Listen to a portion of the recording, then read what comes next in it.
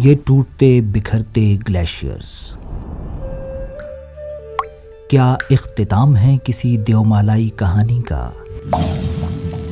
या फिर इन ग्लेशियर्स की बूंदों से शुरू हो रही है एक और कहानी, अजीम दरियाए सिंध की कहानी।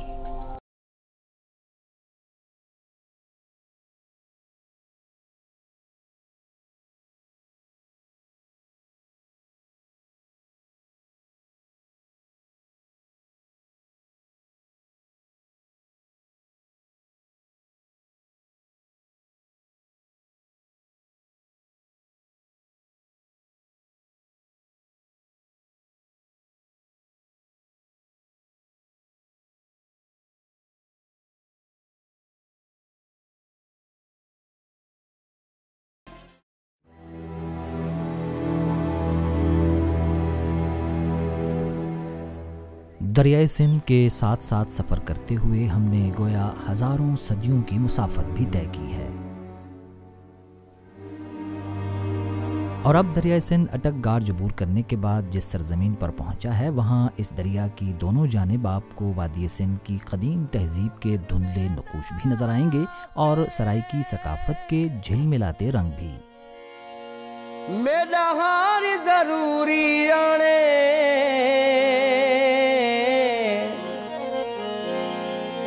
बड़ा दिल थी दे पनजे बाकणी सरकार जरूरी आने।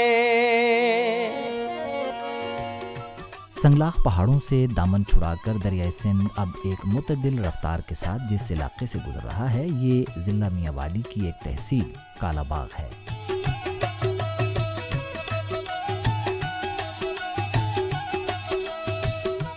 कोहिस्तान नमक के दामन और दरियाए सिंध के दाएं किनारे पर कई सदियों से आबाद कालाबाग को इस नाम से क्यों पुकारा गया, तारीख के पास इस सवाल का एक माकूल जवाब मौजूद है। मियांवाली से तकरीबन 32 किलोमीटर के फासले पर दरियाए सिंध के किनारे आबाद ये इलाका कालाबाग कहलाता है। यहाँ बढ़ के बहुत ज़्यादा दरख्त हुआ करते थे जो दूर से काले रंग के नज़र आते थे, इसी निस्बत से ये इलाका कालाबाग कहलाता है। और बढ़ के इन्हीं घने दरख्तों में ढका रहता है नवाब ऑफ कालाबाग का वो महल जो गुजरे अहद का एक खामोश दास्तान गो है।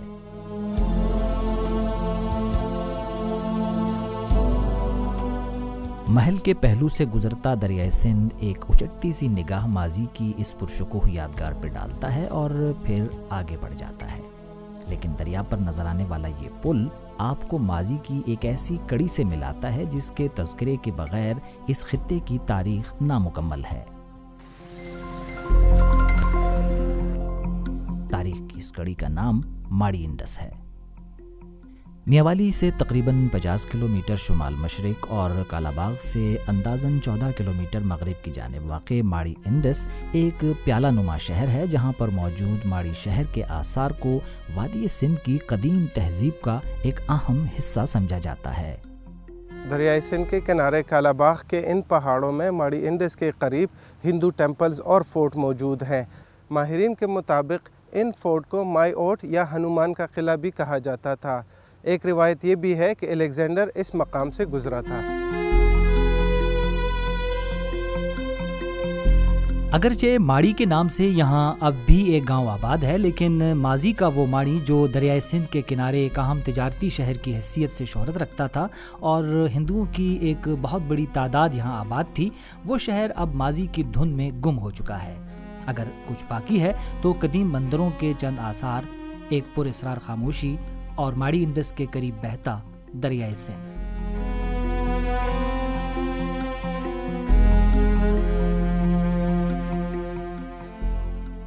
बाज़ रिवायात ये भी कहती हैं कि सिकंदर आज़म का लश्कर जब इस इलाके से गुजरा तो यहाँ पड़ाव डालने के बाद लश्कर के घोड़े पड़ाव के करीब मौजूद पत्थरों को चाटने लगे। तहकीक करने पर पता चला कि घोड़े जिस पत्थर को चाट रहे हैं वो दरअसल नमक है। नमक की ये कानें कोहिस्तान सॉल्ट रेंज में आपको जा बजा नजर आएंगी।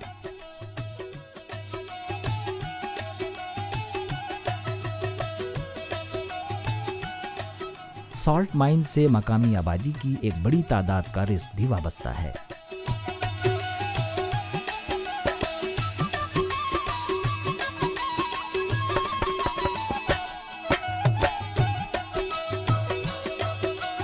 नमक का जायका अपनी जगह, लेकिन हुनरमंद हाथ इस नमक से डेकोरेशन का जो सामान तैयार करते हैं उसकी खूबसूरती, दिलावेजी और इनफरादियत का भी जवाब नहीं।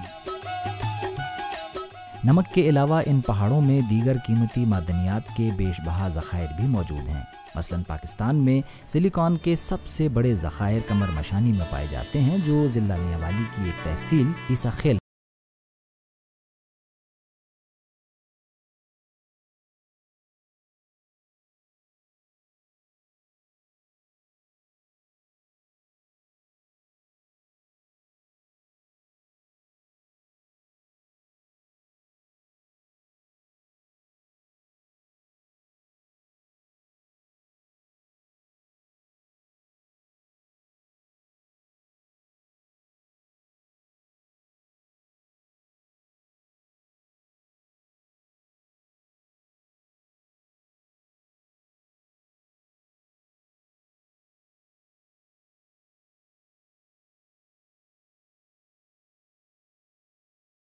कालाबाग के मकाम पर एक डैम की तामीर का मंसूबा 1984 से ज़ेर गौर है।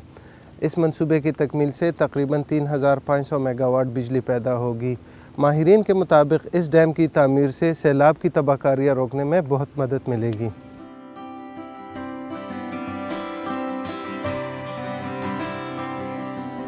दरिया सिंध कालाबाग से निकलता है तो कुछ ही फासले पर इस दरिया पर एक बैराज तामीर किया गया है जिसे जनाह बैराज कहते हैं।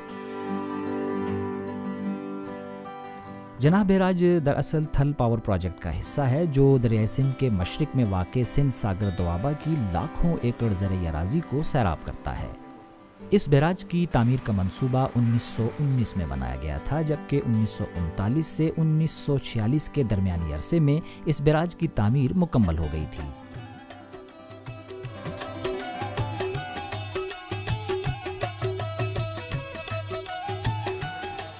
जनाह बैराज की वजह से इस खित्ते में होने वाली ज़रूरी तरक्की की वजह से जहां गन्ने की पैदावार में खासा इजाफा हुआ है, वहीं कपास की फसल पर भी इसका बहुत अच्छा असर पड़ा है।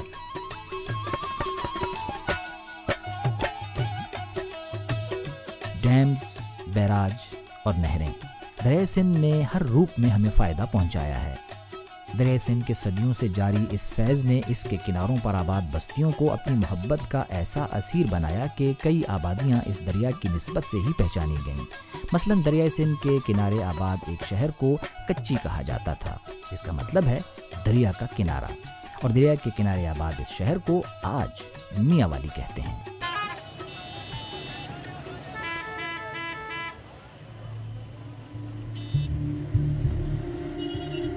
दरिया सिंध के किनारे सदियों पहले कच्ची नाम से आबाद शहर कब मियांवाली बना, तारीख़ इस सवाल के जवाब के लिए आपको मुग़ल अहद के उस दौर में ले जाती है जब बगदाद के एक बुज़ुर्ग हज़रत सैयद मियाँ अली रहमतुल्लाह अलैह इस इलाके में आकर आबाद हुए और यहाँ के लोगों के लिए रूहानी फैज़ का ज़रिया बने।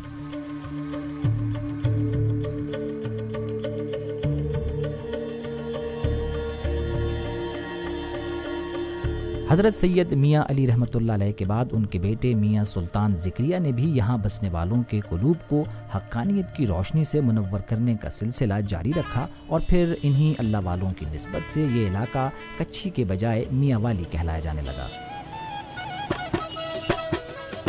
मियांवाली में खड्डी पर तैयार होने वाली मर्दाना चादरें बड़ी खासे की चीज़ें हैं।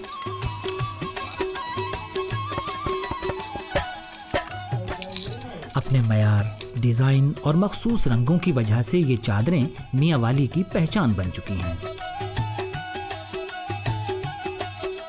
मजरी से तैयार होने वाले दस्ती पंखे भी यहाँ की अहम दस्तकारी में शुमार होते हैं।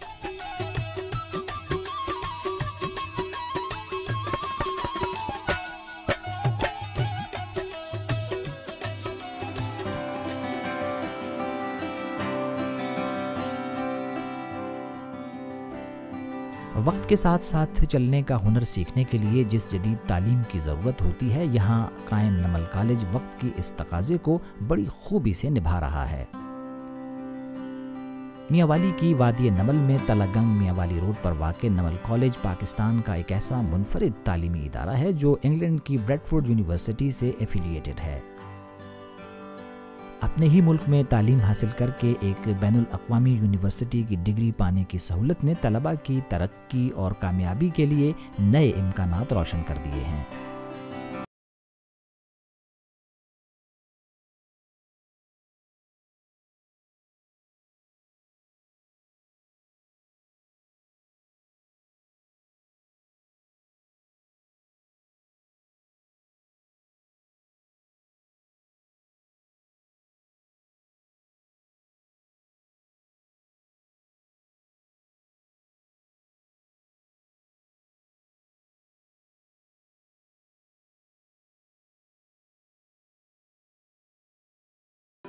नमल डैम मियांवाली शहर से तकरीबन 32 किलोमीटर के फासले पर वाक़ है, जिसकी झील का रकबा तकरीबन 5.5 मुरब्बा किलोमीटर है।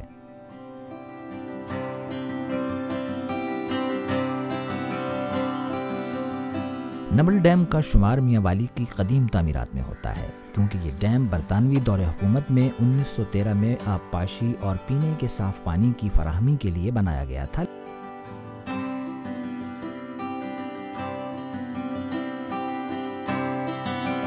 नमल डैम की वजह से यहाँ माहीगीरी के शोबे से वाबस्ता अफराद को बाइज़्ज़त रोज़गार के मौक़े भी मुयस्सर आए हैं। इसमें जो है ना ये सिंघारा है और जो है सिल्वर है, उसके बाद गुलफाम हो गई, रोहो है, और ये बहुत टेस्टी होती है क्योंकि ये पहाड़ों से जो है ना वो मदनियात वाला पानी होता है और ये ज़ायके में बहुत अच्छी होती है। मियांवाली ही की एक तहसील कुंदियाँ के करीब चश्मा के मकाम पर दरिया सिंध पर तामीर होने वाला चश्मा बैराज तरक्की और खुशहाली के एक नए संग मील की हैसियत से सामने आया है।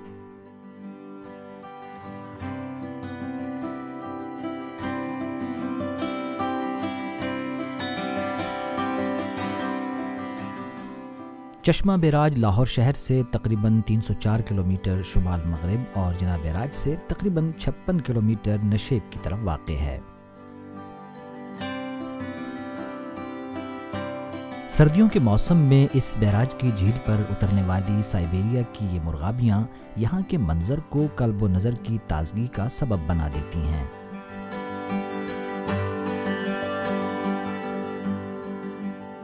चश्मा बैराज की तामीर का आगाज़ 1967 में हुआ और ये मंसूबा 1971 में अपनी तकमील को पहुंचा। इस मंसूबे पर तकरीबन 400 मिलियन रुपीस खर्च हुए। चश्मा बैराज फ्लड कंट्रोल, इरिगेशन और पावर जनरेशन में अहम किरदार अदा कर रहा है। चश्मा बैराज से तवानाई हासिल करने का आगाज़ 2001 में हुआ, जिसकी 8 कैप्लन टाइप बल्ब टरबाइन्स की मजमूई पैदावारी सलाहियत 184 मेगावाट है, यानी इस बैराज का हर यूनिट 23 मेगावाट बिजली पैदा करता है।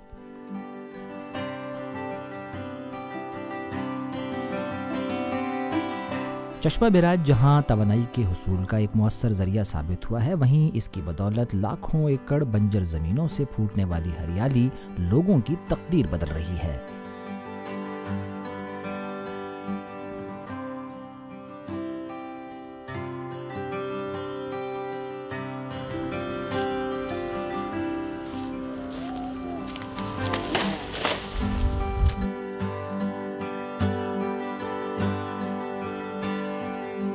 चश्मा के मकाम पर दरियाए सिंध से निकाली जाने वाली एक नहर चश्मा जेहलम लिंक कैनाल कहलाती है, जो बाद में दरियाए जेहलम का हिस्सा बन जाती है।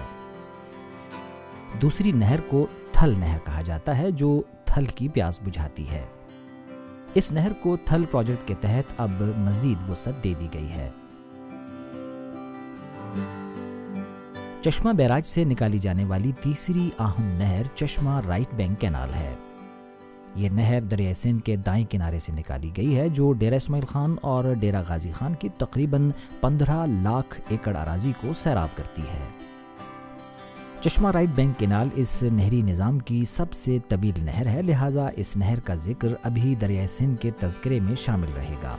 लेकिन फ़िलहाल हम जिक्र करते हैं उस दरिया का जो बहुत दूर से दरिया सिंध में शामिल होने के लिए आ रहा है। ये दरियाए कुरम है, जो स्पिन घर के पहाड़ी सिलसिलों से अपने सफ़र का आगाज़ करता है और फिर पाड़ा चनार, बन्नू और टल की ज़मीनों को सैराब करता हुआ मियांवाली की तहसील ईसा खेल पहुँचकर दरियाए सिंध से आन मिलता है।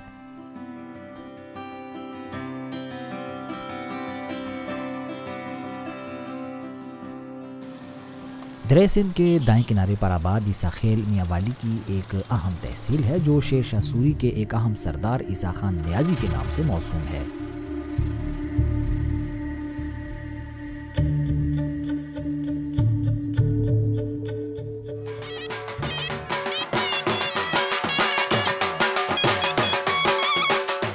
ईसा खेल की सकाफत में इसके रिवायती रक्स झूमर को मरकज़ी हैसियत हासिल है जो यहाँ खुशियों के वालिहाना इजहार का एक खूबसूरत अंदाज है।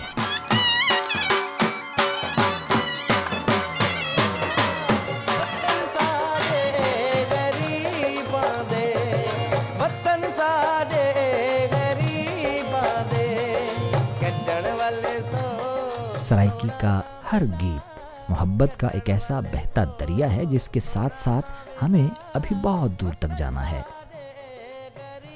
बूंद बूंद दरिया की अगली किस्त में देखिए कि दरिया सिंध जिला मियांवाली से निकला तो कहाँ पहुँचा। तारीख का कौन सा अहद इसका हम सफ़र हुआ और सराइकी सकाफत के कौन कौन से नए रंग इसकी लहरों पर झिलमिलाए। मोहब्बत के इस सफ़ीर की कहानी में अभी बहुत कुछ बाकी है।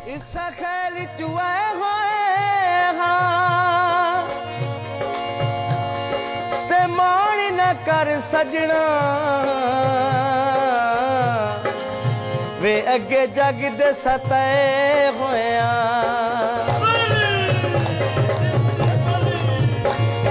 सोना सा वेला क्यों रुलाई पहली गलू पहले साडा दिल चुराई सोना सा वेला क्यों रुलाई केड़ी गलू पहले साडा दिल चुराई कहंदे नावें दिल साडा यार लाई कहंदे नावें दिल साडा यार लाई मेने खा गए शरीकां दे मेने खा गए शरीकां दे कड्डण वाले सोना सा वेला कड्डण वाले सोना सा वेला वतन साडे गरीबां दे वतन साडे